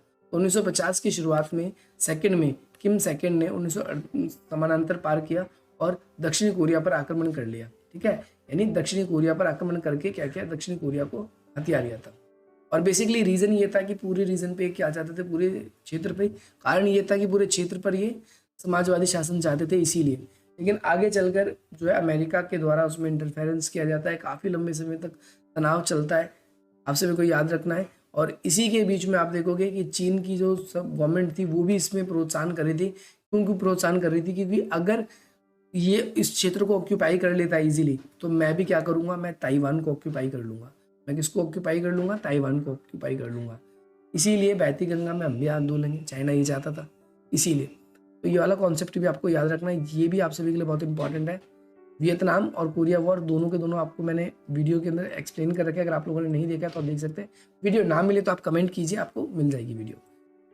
अगला है इंडोनेशिया में वी उपनिवेशीकरण। वी उपनिवेशीकरण होता क्या है, जो हम इसके बारे में भी चर्चा करेंगे। सबसे पहली बात तो वी उपनिवेशवाद होता क्या है, उसको आप समझिए।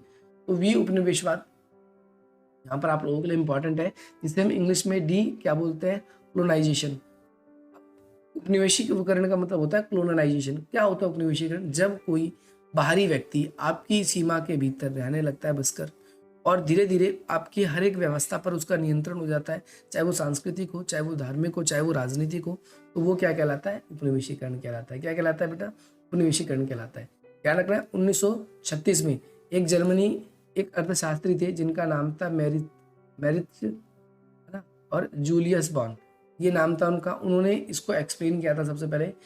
पहली बात तो आपको ये क्लियर होना चाहिए कि there is difference between we उपनिवेशीकरण एंड और आपका, या हम कहें डी कॉलोनाइजेशन, या फिर हम ये कहें कि भाई कॉलोनाइजेशन, दोनों में डिफरेंस है। अब डिफरेंस क्या है, जो कॉलोनाइजेशन है यानी उपनिवेशीकरण है, उसके अंदर हम कुल मिला के ये बात कहते हैं कि भाई ये एक औपनिवेशिक यानी आज़ादी से पहले, जैसे फॉर एग्जांपल हम भी आज़ादी से पहले हम पे सारी की सारी जो व्यवस्था थी उस पर आखिर किसका कंट्रोल था, तो आप कहोगे कि इस पूरे के ऊपर जो है कंट्रोल था ब्रिटेन का। हमारे यहाँ पर बाहर के थे आए, धीरे धीरे पूरी की पूरी राजनीतिक व्यवस्था, आर्थिक व्यवस्था, हर एक व्यवस्था को उन्होंने क्या कर लिया, कंट्रोल कर लिया।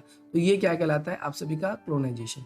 और लेकिन इसके बाद में हमें इनसे मुक्ति मिली, लेकिन आगे चल के हम देखते हैं 1945 के बाद में ऐसी दुनिया के और भी देशों में उपनिवेशीकरण जो है उसका अंत हो गया। लेकिन उपनिवेशीकरण प्रारंभ कब हुआ, तो ये माना जाता है कि लगभग 1960 के दशक में। आपको ध्यान रखना है 1960 के दशक, या फिर आपको ये याद रखना है इसके अंदर कि 1954 में, कब, 1954 में, इस टाइम पे इसके बाद में विश्व के अलग अलग देशों में क्या हुआ, अलग अलग देशों में जो है नई नई तकनीकें आनी शुरू हुई। और ये नई तकनीकें बेसिकली जो विकसित यूरोपियन कंट्रीज है या जो अमेरिका की कंट्रीज है उनके द्वारा उसका प्रभाव या तो अल्प विकसित देशों में या फिर ऐसे देशों में जो विकासशील देश है उन देशों में हो रहा है। जैसे आज अपने देश का एग्जाम्पल लेंगे, आज के ज़माने में हमारी पूरी की पूरी मार्केट्स है, उसको अगर लैंग्वेज की बात करते हैं तो कोलोनाइजेशन है क्या, वो बाहर से ही पूरा कंट्रोल ले रखे हैं। जैसे फॉर एग्जांपल संस्कृत भाषा हमारे देश की थी, कोई संस्कृत बोलता है नहीं बोलता। एजुकेशन में इंग्लिश वर्ड या इंग्लिश जो है उसकी वैल्यूज़ कितनी हो गई है, मॉरलिटी कितनी हो गई, चाहे आपको किसी भी तरह की पढ़ाई करनी है उसमें इंग्लिश का महत्व कितना ज़्यादा बढ़ गया है। उसका रीज़न ये है क्योंकि हम दूसरी चीज़ों को हम एक्सेप्ट कर रहे हैं और वो हम पे। दूसरी बात, हम टेक्नोलॉजीज़ के मामले में, हम संचार के मामले में, हम एंटरटेनमेंट के मामले में हम प्राइवेट या फिर विदेशी कंपनी पे डिपेंड होते जा रहे हैं। तो ये भी एक इसका डीकोलोनाइजेशन का एक एग्जाम्पल है। आप एक एग्जाम आते हैं, आप केवल यूट्यूब से पढ़ाई करते हो, तो यूट्यूब से जब पढ़ाई करते हो जो इनकम जनरेट होती है, क्योंकि हम जैसे टीचर्स को या फिर बहुत सारे ऐसे जो एंटरटेनर हैं जो आपको यूट्यूब पे, इंस्टाग्राम पे अलग अलग जगहों पर एंटरटेन करते हैं, तो बदले में उनको पैसे मिलते हैं। तो उनको पैसे दिए जाते हैं, तो यूट्यूब भी तो आपसे कुछ अर्न करता होगा, तभी तो हम सबको पैसे मिलते हैं।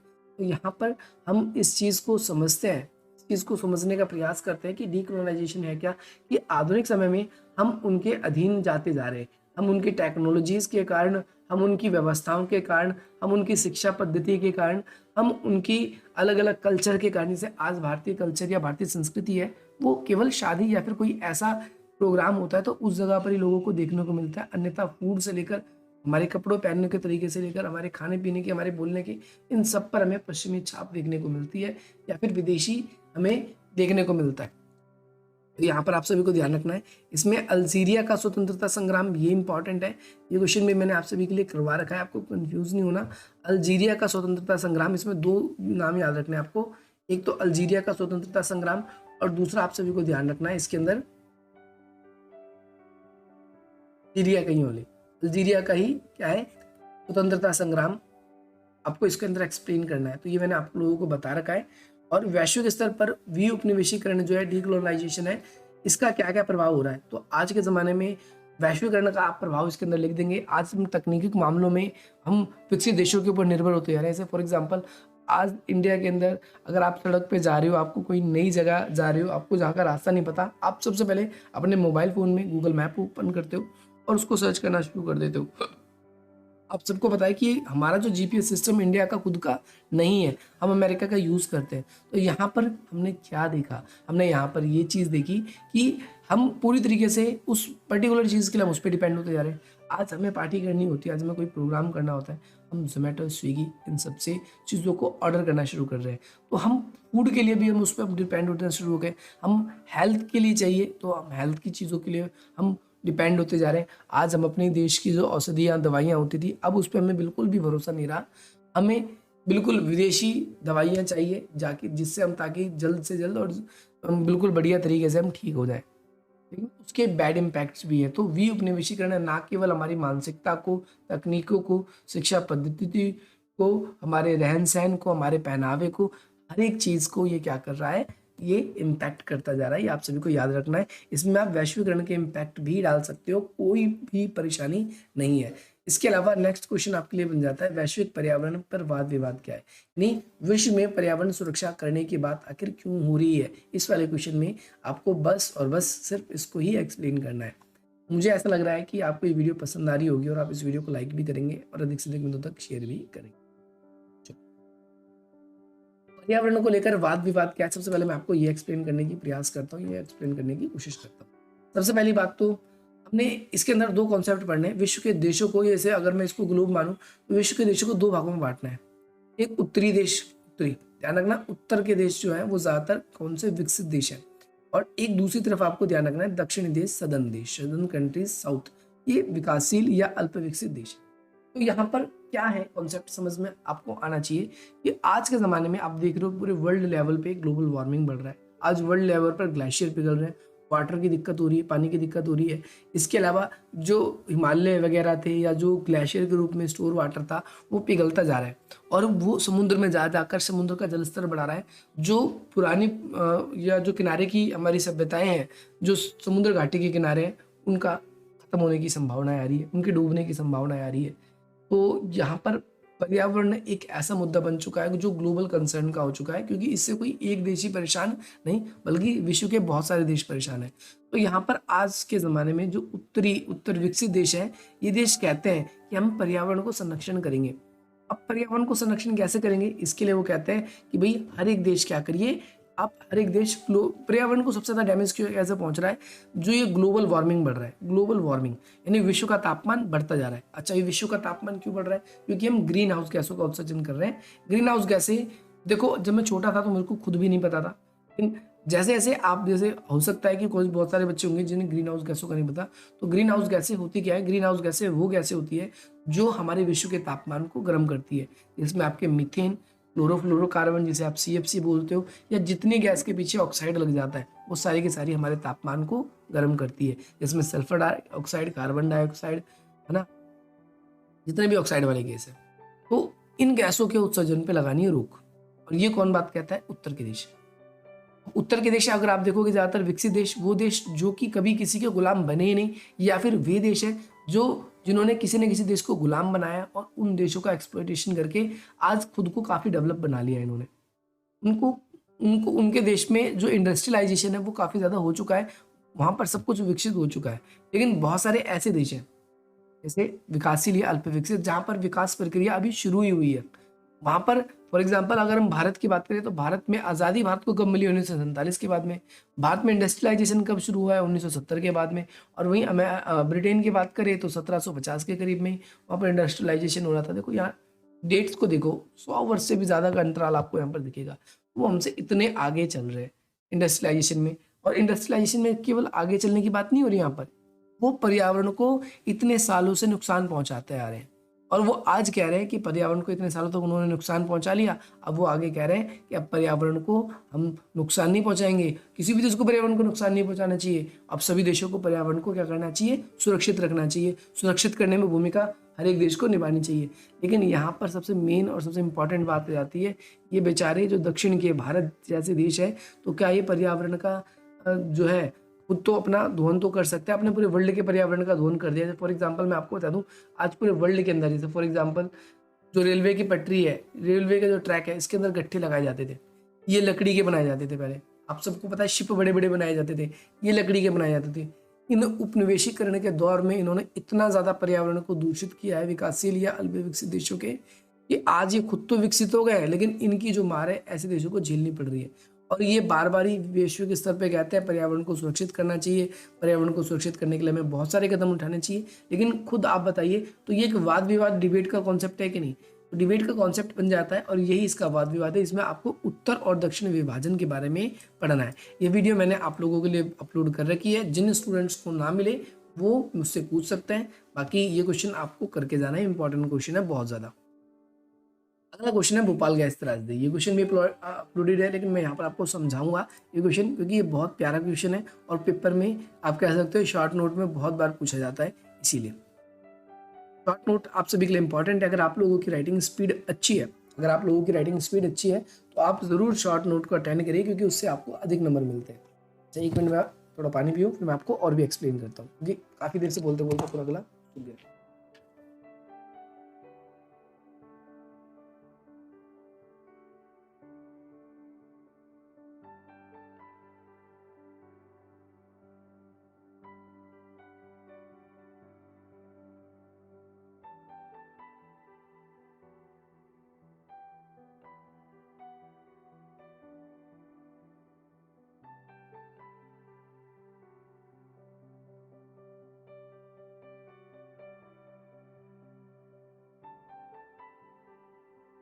ओके, तो हम शुरू करते हैं भोपाल गैस त्रासदी। इसमें कुछ चीज़ें इंपॉर्टेंट है, आप सभी को ध्यान रखना है। सबसे पहली बात तो भोपाल की घटना है, और गैस त्रासदी का मतलब है यहाँ पर क्या हुआ, गैस कौन सी थी, ध्यान रखना है आपको, मीथेन आइसोसाइनाइड गैस नाम की गैस है। ये बेसिकली करती क्या है कि ये जो जीवाणु होते हैं, ये कीटनाशक उद्योग थी, ये ऐसे केमिकल्स का फॉर्मेशन करके ये क्या करती है, कीटनाशक बनाती थी। और मीथेन आइसोसाइनाइड गैस जो है वो इसके अंदर क्या करते थे, ये प्रोड्यूस करते थे। ये अमेरिका की कंपनी थी। क्या हुआ कि भाई इसके अंदर कहा जाता है कि भाई इसके अंदर जैसे फॉर एग्जांपल ये पूरी काफ़ी बड़ी फैक्ट्री थी, और इसके अंदर गैस का रिसाव होना शुरू हो गया। और उस गैस का इतना तेजी से रिसाव शुरू हुआ कि भोपाल और के आसपास जहाँ पर ये प्लांट स्थित था, ये जो ये फैक्ट्री स्थित थी जहाँ पर आप कह सकते हो, तो उसके आस पड़ोस के लोगों के आंखों की रोशनी काफ़ी तेजी से जाने लगी। इस वजह से आप सभी को ध्यान रखना है कि ये इंपॉर्टेंट बन जाता है, और गैस त्रासदी का नाम इसको दिया गया है। ध्यान रखना यहाँ से इंपॉर्टेंट है आप सभी को। 1969 में अमेरिका की एक कंपनी थी जिसका नाम था यूनियन कार्बाइड कॉरपोरेशन, है ना। ये कहाँ की थी, अमेरिका थी। इसने भारत के संस्करण में क्या किया, स्वामित्व यानी गवर्नमेंट, अगर देखिए गवर्नमेंट का शेयर इतना था, और इसके बाद में जो वहाँ की अमेरिका थी उसका शेयर इतना था। क्योंकि पहले के टाइम पे जितनी फैक्ट्रियाँ हुआ करती थी वो 50-50 पे चलती थी एक तरीके से, यानी कुछ ना कुछ हिस्सा ज़्यादा भारत का होगा और फिर भारत सरकार का होगा और फिर बाहर का। तो इन्होंने भोपाल में अपनी क्या करी, एक रासायनिक कारखाने की जो है यूनिट स्थापित करी। और ये बेसिकली क्या करती थी, ये ध्यान रखना है, कीटनाशक जो है उनको मारने के लिए ये दवाइयाँ जो है रासायनिक कीटनाशक बनाया करती थी। अब क्या हुआ कि भाई यहाँ पर जो है केमिकल रिलीज होना शुरू हुआ इसके अंदर, ध्यान रखना है। मैं आपको नाम बताता हूँ, इसके अंदर तो लिखा हुआ इसमें आप मिथाइल आइसोसाइनाइड संग्रहित हुआ एक जगह पर, काफ़ी इकट्ठा हो गया। और उसके बाद में क्या हुआ कि ये गैस रिलीज होने लगी। इसके वजह से बहुत सारे लोगों के लिए ये नुकसान बन गया। ये काफ़ी कैसी हो गई, ये जहरीली गैस हो गई, और ये लोगों की आंखों की रोशनी जाने लगी। इस घटना के बाद से आंखों की रोशनी जाने लगी। उस जगह जो भी वहाँ के नगर निगम के अधिकारी थे, उनसे उस हानिकारक गैस को रोकने के लिए पहले तो उन्होंने काफ़ी प्रयास किए, लेकिन वो खुद नहीं रोक पाई। जो इस फैक्ट्री के जो मतलब बड़े बड़े अधिकारी थे वो रातों रात अमेरिका फरार हो गए, ध्यान रखना सभी को। तो इस वजह से वहाँ पर भोपाल के अंदर बहुत सारे लोगों को क्या है कि नुकसान पहुंचा, ये आपको याद रखना है। इसके बाद में ये जो लाइसेंस है, पहली बात तो उसके बाद में सरकार एक्शन में आई। उन्होंने राज्य सरकार में और केंद्र सरकार में भी दोनों ने इस बात का एक्शन लिया कि हम जहाँ पर घनी आबादी रहती है वहाँ पर ऐसे एरिया में हम फैक्ट्री वगैरह जो है वो लगाने नहीं देंगे। हम ऐसे क्षेत्रों पे हम क्या करेंगे, फैक्ट्री को स्थापित करेंगे जो इंडस्ट्री एरिया ही होंगे, जो केवल फैक्ट्री के लिए होंगे। क्योंकि इससे एक तो देखो जो श्रमिक है उनको हानिकारक नुकसान पहुंचा, श्रमिकों की आंखों की रोशनी जो है ना, आंसुओं के गैस के बराबर बिल्कुल ऐसे आंखों से उनके निकल रहे थे। बहुत सारे लोगों की आंखों की रोशनी चली गई, बहुत सारे लोगों को प्रॉब्लम हुई थी इसके अंदर, ध्यान रखना है। बहुत सारे लोग थे इसमें जिनकी जान गई, उसमें से रखरखाव कर्मी था जिसका नाम था मोहम्मद अशरफ, इसकी भी जान चली गई थी। उनकी सांस में जो है पंजीन चली गई थी, है ना, यूनियन कार्बोनाइट के अंदर ही कुछ था। और साथ ही साथ बहुत सारे लोग इसके अंदर मारे गए थे, ध्यान रखना है आप सभी को। तो ये एक इसका कॉन्सेप्ट था और मैंने इसके ऊपर वीडियो बना रखी है, बिल्कुल डिटेल से आप देखोगे, उसके अंदर मैंने बता रखा है। एक भोपाल गैस त्रासदी के बाद में आप लोगों के लिए निकलता है एक और क्वेश्चन जिसको बोलते हैं चेरनोबिल घटना। अभी चेरनोबिल है कहाँ पर, ये ध्यान रखना है, यूक्रेन। अरे रशिया के साथ ही था, लेकिन सोवियत संघ का जब विघटन हुआ तो यूक्रेन एक अलग देश बन गया, जिससे आज के जमाने में आपको पता है रशिया का वॉर भी चल रहा था। तो यहाँ पर आप देखोगे तो ये क्या था, चेरनोबिल, ये एक परमाणु रिएक्टर है। परमाणु रिएक्टर का मतलब एक ऐसा स्थान जहाँ पर परमाणु बम जो है बनाया जाता है या फिर उसकी टेस्टिंग की जाती है कि भाई वो काम कर रहा है कि नहीं कर रहा। तो भाई सबसे ज्यादा परमाणु रिएक्टर दुनिया में अगर किसी देश के पास थे तो वो कौन सा देश था, आपको ध्यान रखना, यूक्रेन ही था। और यही रीजन था कि पूरी दुनिया में सबसे ज्यादा जो परमाणु हथियार है वो सोवियत संघ के पास ही थे। इसके बाद में 1977 में इस टाइम पे यहाँ पर क्या हुआ कि एकदम से इसके अंदर रिएक्टर में आग लग गई, क्योंकि ये काफी सेंसिटिव पॉइंट था, आप सभी को पता है। और सेंसिटिव पॉइंट होने की वजह से अगर ये परमाणु से रिलेटेड था, अगर ये फट जाता या यहाँ पर कोई दिक्कत हो जाती तो पूरे देश के लिए या उसकी जो सीमावर्ती निकटवर्ती इलाके के देश हैं उन सब के लिए हानिकारक हो सकती थी। तो यहाँ पर ध्यान रखना है कि यहाँ पर क्या हुआ, 1977 में चालू हो गया था और उसके कुछ समय बाद ही रिएक्टर होने के बाद में यहाँ पर बिजली का एक विश्वसनीय उत्पादन साबित, ये मतलब बिजली उत्पादन के लिए बेसिकली काम कर रहा था। लेकिन आगे चल के क्या हो गया कि इस परमाणु रिएक्टर में क्या होता है, आग लग गई। मैं आपको बता दूं ये बिजली बनाया जाता था इसके अंदर, वैसे परमाणु रिएक्टर का टेस्टिंग के लिए भी यूज किया जाता है। तो यहाँ पर बताया गया है कि 25 अप्रैल 1986 में रातों रात संयंत्र में जो भी यहाँ पर कर्मचारी काम करते हैं उन्होंने देखा कि भाई रिएक्टर 4 पर जो है परीक्षण की एक श्रृंखला शुरू हुई और इसका मूल उद्देश्य था कि भैया वहां पर क्या करना है, पावर कट करना पड़ेगा, क्योंकि रिएक्टर का पहले तो गर्म होता है फिर ठंडा होता है इस तरीके से। लेकिन क्या हुआ कि वो पावर कट जो है वो नहीं हो पाई, जिससे काफी ज्यादा क्या हो गया भाई, पावर इंक्रीज हो गई और भाई बहुत सारे लोगों को वहां पर जान गंवानी पड़ी। आप सभी को ध्यान रखना है।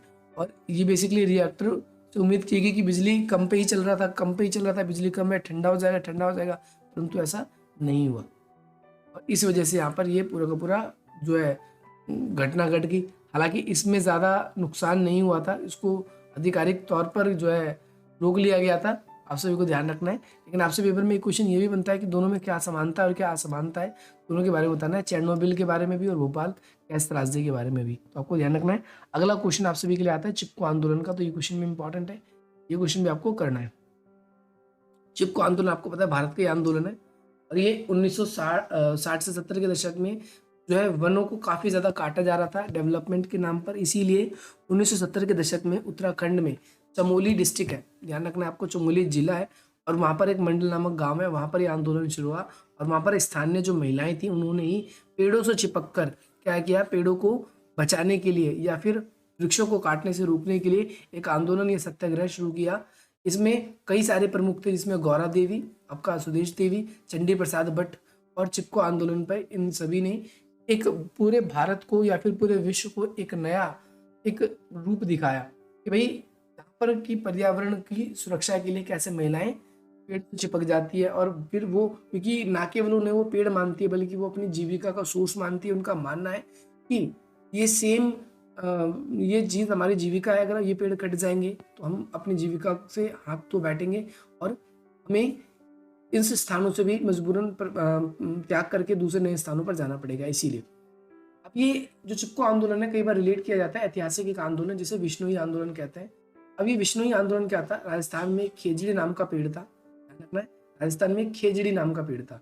अब राजा ने क्या किया कि भाई ये जो खेजड़ी नाम का जो पेड़ था इसको कटवाने की घोषणा की। उन्होंने कहा कि भैया हमारे जो पुराने फर्नीचर है ना वो खराब हो गए, पेड़ काट के लाओ और यहाँ पर क्या करेंगे, हम फर्नीचर बनवाएंगे। तो वहाँ पर जो है ध्यान रखना है आप सभी को, एक विश्नोई संप्रदाय ही रहता था और उन्होंने क्या किया, एक एक करके पहले तो एक परिवार ने अपनी पूरी जान दी और कई सारे लोगों ने जान दे दी, लेकिन वो पेड़ कटने नहीं दिए, क्योंकि वो केजड़ी नाम का जो पेड़ था उसको ऐतिहासिक रूप से वो भी पूजा करते थे। तो कहीं ना कहीं चिपको आंदोलन को कहा जाता है कि ये भारत के अंदर पेड़ों को बचाने के लिए एक पहला आंदोलन नहीं था, इससे पहले भी आंदोलन हुए। चिपको आंदोलन के अंदर बहुत सारी चीजें थी, जैसे फॉर एग्जाम्पल स्थानीय लोगों ने 3 से 4 डिमांड भी रखी थी। सबसे पहली बात तो भाई जो वन विभाग के अधिकारी थे उन्होंने स्थानीय लोगों को जंगलों पर घुसने की अनुमति नहीं दी थी, उन्होंने मना कर दिया था। उन्होंने कहा था कि आप पर्यावरण को नुकसान पहुंचाते हो, आपको वनों में एंटर होने नहीं दिया जाएगा।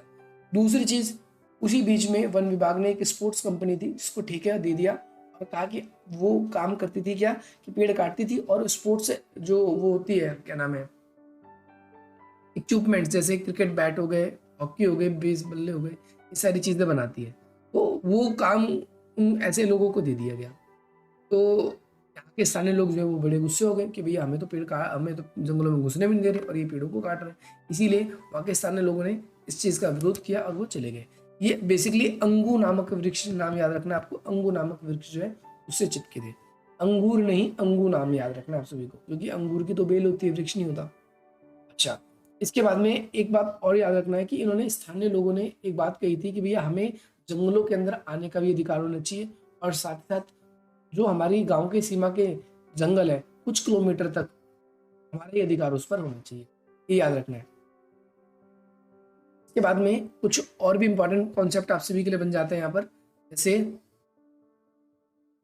जैसे इसके अंदर कि जो महिलाएं थी वहां पर उनका मानना था कि कुछ ठेकेदारों ने वहां पर कुछ नशीली आदतों उनके स्थानीय लोगों को लगा दी है, जिससे उनको छुटकारा चाहिए और सरकार इस तरफ भी एक्शन ले। तो ये कुछ पॉइंट्स थे, आप सभी को याद रखना है। इसके अंदर सुंदरलाल बहुगुणा या चंदी प्रसाद भट्ट, इन सबका नाम याद रखना है जिन्होंने मुख्य भूमिका इसके अंदर निभाई थी। इसके बाद में अगला आपका आंदोलन आया था जिसका नाम है अमेजन आंदोलन। अमेजन आंदोलन ये भी याद रखना है आप सभी को। ये अमेजन आंदोलन है क्या, ये ब्राजील का एक शहर है, आपको ध्यान रखना है। यहाँ पर एक वर्षावन पाए जाते हैं और यहाँ पर क्या पाए जाते हैं, वर्षावन पाए जाते हैं। अब यहाँ पर वर्षावन, जो यहाँ पर वर्षावन है, इनको बचाने के लिए, वर्षावन को बचाने के लिए एक नेता थे जिनका नाम था चिको मेंडिस। चिको मेंडिस, इन नेता ने क्या करी थी, मुख्य भूमिका निभाई थी अमेजन आंदोलन की सुरक्षा करने में। चिको मेंडिस ने, वो बेसिकली एक रेंचर के द्वारा चिको मेंडिस की हत्या कर दी गई थी और इसके बाद में जो है, इस हत्या के बाद में स्थानीय लोग जो थे वो बेसिकली बिल्कुल अगेंस्ट हो गए थे, क्योंकि ये जो चिको मेंडिस थे, ये जो अमेजन जंगल था, वर्षावन था, इसको बचाने के लिए आंदोलन कर रहे थे। स्थानीय लोगों ने देखा कि इसको मार दिया गया है उनको, क्योंकि पता चल गया था कि ये कल को अगर हम पेड़ काटने की अनुमति दे देंगे तो ये बिल्कुल हमें नहीं छोड़ेंगे और हमें मारते ही रहेंगे, हमें मारते ही रहेंगे। और हो सकता है कि हमें एक समय ऐसा भी आए कि हमें अपने परिवार को, इस पूरे स्थान को छोड़कर जाना पड़ेगा। इसमें मैंने बताया, बिल्कुल डिटेल से आपको बता रखा है अमेजन आंदोलन के बारे में। ये गरीब परिवार था, ठीक है। और जो चिको मेंडिस है, इनका जन्म हुआ था 1944 में हुआ था और ये एक स्थान था कासापुरी, वहाँ पर बताया था। इनके पूरे जीवनी के बारे में बताया गया है और ये बेसिकली पूरा का पूरा आंदोलन जो है इसके बारे में, ये वो वीडियो भी आप इसके अंदर पक्का देखें, वो क्वेश्चन भी आपके लिए इंपॉर्टेंट है। छात्र आंदोलन के लिए भी वीडियो अपलोड कर रखी है। दक्षिण अफ्रीका में हुए रंगभेद की नीति, ये क्वेश्चन आप लोगों के लिए अपलोडेड नहीं है। हमने ये वीडियो आप लोगों के लिए पहले इसलिए ही बनाई है ताकि आप लोगों के लिए जो भी इंपॉर्टेंट क्वेश्चन हो वो आपको एग्जाम से पहले ही मिल जाए। अगला क्या है कि मार्टिन लूथर किंग कौन थे, ये क्वेश्चन भी इंपॉर्टेंट है, ये क्वेश्चन भी आप सभी के लिए अपलोड होगा। अच्छा, ये इंपॉर्टेंट क्वेश्चन ध्यान रखना है कि 20वीं शताब्दी में अमेरिका के विभिन्न अधिकारों के हुए जो आंदोलन है वो कौन कौन से थे, क्योंकि अमेरिका के अंदर भी रंगभेद के खिलाफ की जो नीति थी वो चला करती थी, आप सभी को याद रखना है। दूसरी बात, वहाँ पर भी किस तरीके से अधिकारों का उदय हुआ, ऐसे जो ज़्यादातर जो वर्ग के जो लोग थे जिनको अधिकार नहीं मिल पाता था, तो वो उन लोगों ने किस तरीके से डिमांड करी, ये वाला क्वेश्चन। 3 क्वेश्चन हो गए। इसके बाद में ये क्वेश्चन आप सभी को एक ये याद रखना है, ये भी इंपॉर्टेंट क्वेश्चन है कि भारत में हुए नारीवादी आंदोलन कौन कौन से हैं। नारीवादी आंदोलन उनको कहते हैं ऐसे आंदोलन जो महिलाओं की रक्षा के लिए चलाए गए आंदोलन, महिलाओं की सुरक्षा के लिए चलाए गए आंदोलन। ऐसे बहुत सारे आंदोलन हुए भारत के अंदर जो महिलाओं की सुरक्षा के लिए, महिलाओं की स्थिति को सुधारने के लिए हुए।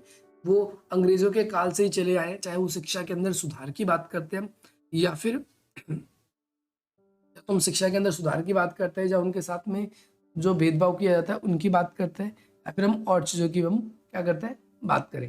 इसके अलावा महिलावादी आंदोलन में आप सभी को ध्यान रखना है, जो नक्सलवादी आंदोलन है ये भी आ जाएगा। यानी महिलाओं के द्वारा या पुरुषों के द्वारा, किसी के द्वारा महिलाओं को पुरुषों के समान अधिकार मिले, इसके लिए जो आंदोलन किया गया वो। इसमें आपको प्रीतसत्ता का कॉन्सेप्ट जो है आपको वो याद रखना है। जो प्रीतसत्ता का कॉन्सेप्ट है इसकी पूरी वीडियो बना रखी है प्रीतसत्ता और नारीवादी के ऊपर। अगर आपने वो वीडियो नहीं देखी है तो आप देख सकते हैं। क्वेश्चन आप लोगों के लिए इंपॉर्टेंट है, पेपर में पूछा जाएगा।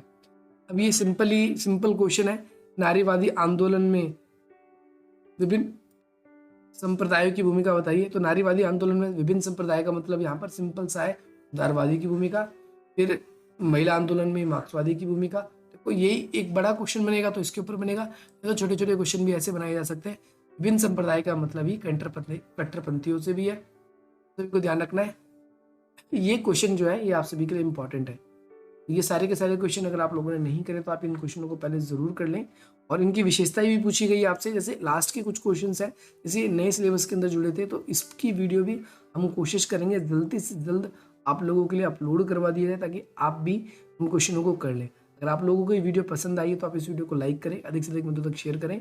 और साथ ही साथ में ये जो क्वेश्चन हैं ये, क्योंकि मैंने वीडियो देखो, आपका पेपर जो है वो कितने तारीख को होने वाला है, अब पेपर जून में होगा, लेकिन ये वीडियो मैंने आप लोगों के लिए इंपॉर्टेंट वीडियो जो है इन क्वेश्चंस की आप लोगों के लिए मैंने ये मई में ही बना दी है। अब मैं इस वीडियो को जब रिकॉर्ड कर रहा हूँ तो ये 28 में है। 3-4 दिन के अंदर मैं आप सभी के लिए कोशिश करूंगा कि सारे के सारे क्वेश्चन जो है आपके एग्जाम से पहले ही अपलोड कर दिए जाए। जिन स्टूडेंट्स का पॉलिटिकल साइंस का भी पेपर है तो वो उनके लिए भी इंपॉर्टेंट वीडियो आ चुकी है, बहुत सारे स्टूडेंट्स ने देख ली है। और कौन कौन से क्वेश्चन आप सबको समझ में नहीं आ रहे आप कमेंट करके भी पूछ सकते हैं, या फिर आपको अगली वीडियो कोई स्पेसिफिक टॉपिक के ऊपर चाहिए तो आप वो भी पूछना चाहें तो वो भी पूछ सकते हैं। बाकी अगर आप लोग अभी हमारे साथ नहीं जुड़े तो जुड़ना चाहें तो जुड़ सकते हैं। बाकी मिलते हैं आप सभी से अगली वीडियो में। डिस्क्रिप्शन बॉक्स में कुछ वेरियस लिंक है, जैसे आप टेलीग्राम पे जुड़ सकते हो, जो हमारा डिस्कशन ग्रुप है उसमें 900 प्लस लोग हैं, और साथ ही साथ में जो हमारा जनरल चैनल का है उसके अंदर 1200 से प्लस लोग, 1250 लोग लगभग उसके अंदर शामिल हैं।